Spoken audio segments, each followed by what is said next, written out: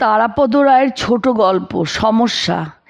এই কিছুদিন আগে একজন আধুনিক কবি লিখেছিলেন, সেই যে লোকটা বলেছিল তার কোনো সমস্যা নেই, আসলে সেই লোকটা নিজেই একটা সমস্যা।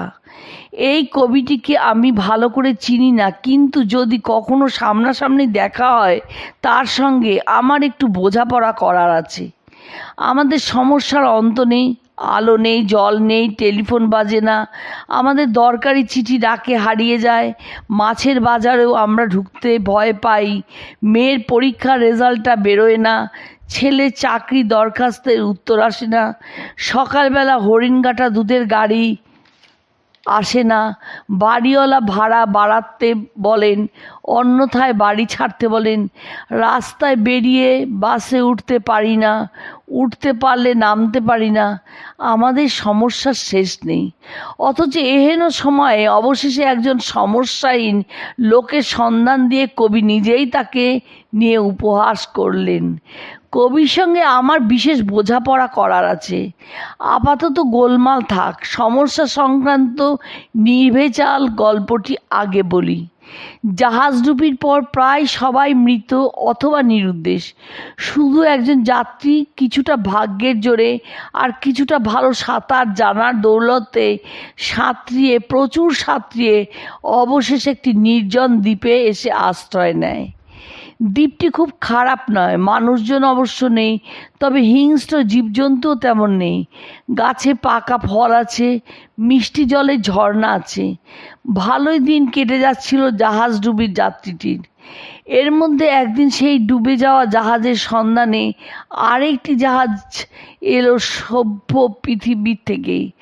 অকুলস্থলে তন্ন তন্ন করে খুঁজেও সেই জাহাজের লোকেরা আগের জাহাজের কোনো চিহ্ন আবিষ্কার করতে পারল না। অবশেষে একেবারে ফিরে যাওয়া মুহূর্তে মহাসমুদ্রের ঢেউয়ের আড়ালে নির্জন দ্বীপটি নজরে পড়ল তল্লাশকারী জাহাজের ক্যাপ্টেনের। তখন সে দ্বীপের পাশেই গিয়ে জাহাজটা ভিড়িয়ে দিলেন তিনি। জাহাজের ডেক থেকে ক্যাপ্টেন সাহেব নিরুদ্দেশ যাত্রীটিকে দেখতে পেলেন। ঘাসের বিছানায় সে পরম আরামে চোখ বুজে এলিয়ে পড়ে রয়েছে। তার হাতের কাছেই নানা রকম জানা অজানা লাল সবুজ ফল। দ্বীপের পাশে যে একটা জাহাজ এসে দাঁড়িয়েছে, লোকটি সেটা খেয়াল করেনি। সে ভাবতেও পারেনি তাকে উদ্ধার করার জন্য জাহাজ এসেছে। সে শান্তিতে চোখ বুজে আছে। জাহাজের ক্যাপ্টেনের লোকটিকে দেখে খুব মায়া হলো। একবার ভাবলেন ও এখানে বেশ আছে, শান্তিতে আছে, তাই থাকুক, আমরা ফিরে যাই। কিন্তু সেনা কর্তব্যে অবহেলা করা হবে, তাই লোকটির দৃষ্টি আকর্ষণ করার জন্য একবার জাহাজের সিটি বাজালেন। তন্দ্রাবিষ্ট লোকটি সঙ্গে সঙ্গে ধর্মর করে জেগে উঠল, জাহাজ দেখে দৌড়ে দ্বীপের কিনারে চলে এলো। জাহাজের ক্যাপ্টেন কিন্তু তখনই তাহাকে জাহাজে তুললেন না। তাহাকে বললেন, তুমি তো এখানে দেখছি চমৎকার আছো, ঝামেলা ভরা পৃথিবীতে আবার সেই সমস্যা জর্জরিত জীবনে ফিরে গিয়ে কি হবে? লোকটি এই কথা শুনে দোনামোনা করতে লাগলো। তার মনেও কেমন দ্বিধা দেখা দিল। ঠিক এই সময় ক্যাপ্টেন সাহেব তার খাস কামরা থেকে বিগত কয়েক সপ্তাহের এক গাদা খবরের কাগজ দ্বীপবন্দী লোকটির দিকে ছুঁড়ে দিলেন। দিয়ে বললেন, এই কাগজগুলো একবার পড়ো। এসব খবর পাঠ করার পরেও যদি সংসারে ফিরে যেতে চাও বলবে। লোকটি খবরের কাগজগুলো বগলদাবা করে দ্বীপের গহ্বরে চলে গেল। তারপর সে আর ফিরে আসেনি। 24 ঘন্টা অপেক্ষা করার পর জাহাজটি ফিরে যায়। অতঃপর আরেকটি দার্শনিক সমস্যার গল্প বলি। এক ব্যক্তি হাওড়া স্টেশনের অনুসন্ধান কাউন্টারে গিয়ে প্রশ্ন করলেন, মশাই, এখান থেকে বর্ধমান যেতে কতক্ষণ লাগে? কাউন্টার শীতল কণ্ঠে উত্তর দিল, 2.5 ঘন্টা। এবার ওই ব্যক্তি আবার প্রশ্ন করলেন, আচ্ছা, বর্ধমান থেকে এখানে আসতে কতক্ষণ লাগে? এবার কাউন্টার উত্তপ্ত হলো। এ প্রশ্নের মানে কি? এখান থেকে বর্ধমান যেতে যদি 2.5 ঘন্টা লাগে, তবে বর্ধমান থেকে এখানে আসতেও 2.5 ঘন্টা লাগবে? এই সামান্য কথাটা বুঝতে অসুবিধা কোথায়? কি সমস্যা? প্রশ্নকারী নির্বিকারভাবে বললেন, সমস্যা আছে। কাউন্টারে ভিড় ছিল না, তাই কাউন্টার প্রশ্নোত্তরে খেই হারিয়ে ফেলেনি। তাছাড়া তার মনে কৌতূহল দেখা দিয়েছে, সুতরাং কাউন্টার আবার জানতে চাইল, কী সমস্যা? প্রশ্নকারী মৃদু হেসে বললেন, সমস্যা নয়, একবার ভেবে দেখুন তো, জানুয়ারি থেকে অক্টোবর মাসে আসতে লাগে 9 মাস, আর অক্টোবর থেকে ওই জানুয়ারিতে ফিরতে লাগে মাত্র 3 মাস। যাতায়াত কি সর্বদা এক সময়ে হয়? হাওড়া থেকে বর্ধমান 2.5 ঘন্টায় গেলেই বর্ধমান থেকে হাওড়ায় 2.5 ঘন্টায় আসবে, এমন কোনো কথা নেই।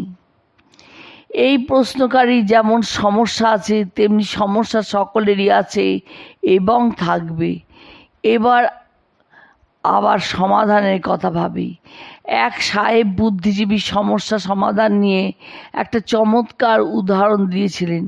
তিনি বলেছিলেন যে যদি 9টা টুপি থাকে আর 10টা মানুষ থাকে, তবে একজন মানুষের মাথা কেটে সে সমস্যার সমাধান না করে অনেক ভালো হবে আর একটু টুপি বানিয়ে সে সমস্যা দূর করা। তবে সব সময় সমস্যা দূর করতে চাইলেই যে সেটা দূর করা যায় তা নয়। মিশর দেশীয় আখ্যানটি স্মরণ করছি। এক গৃহস্থের একটি বেত ঘোড়া ছিল। সেটা এত বুড়ো হয়ে গিয়েছিল যে কোনো কর্মে লাগতো না, শুধু শুধু সেটাকে দানা পানি খাওয়াতে হতো। গৃহস্থের বাড়ির পিছনে একটা শুকিয়ে যাওয়া কুয়ো ছিল, সেটার কোনো জল ছিল না, একেবারে শুকনো খটখটে। পড়বি তো পর, একদিন সেই বেত ঘোড়াটা সেই কুয়োর মধ্যেই পড়ে গেল। একটু চেষ্টা করার পর গৃহস্থ যখন বুঝতে পারল ঘোড়াটাকে কুয়ো থেকে তোলা অসম্ভব, সে এক বুদ্ধি করলো। সে ঠিক করলো মাটি ঢেলে কুয়োটাকে ঘোড়া সমেত বুঝিয়ে দেবে, তাতে একসঙ্গে মজা কুয়ো আর বেত ঘোড়ার সমস্যার সমাধান হবে। সে কোদাল নিয়ে অন্য জায়গা থেকে মাটি কেটে ঝুড়িতে করে এনে শুকনো কুয়ায় ঢালতে লাগলো, কিন্তু ফল হলো হিতে বিপরীত, অথবা বিপরীত ক্রমে ঘোড়ার পক্ষে বিপরীত হিত। গৃহস্থ কুয়োর মধ্যে যত মাটি ফেলে, ঘোড়া তত মাটি ওপরে উঠে দাঁড়ায়। এই করতে করতে সেই ঘোড়া একসময় কুয়োর ওপরে উঠে বেরিয়ে এলো।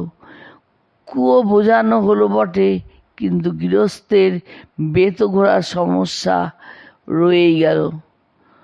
পুনশ্চ লেখার শেষে একটি অলৌকিক সমস্যার কথা বলি। কয়েকদিন আগে এক বাড়িতে গেছি।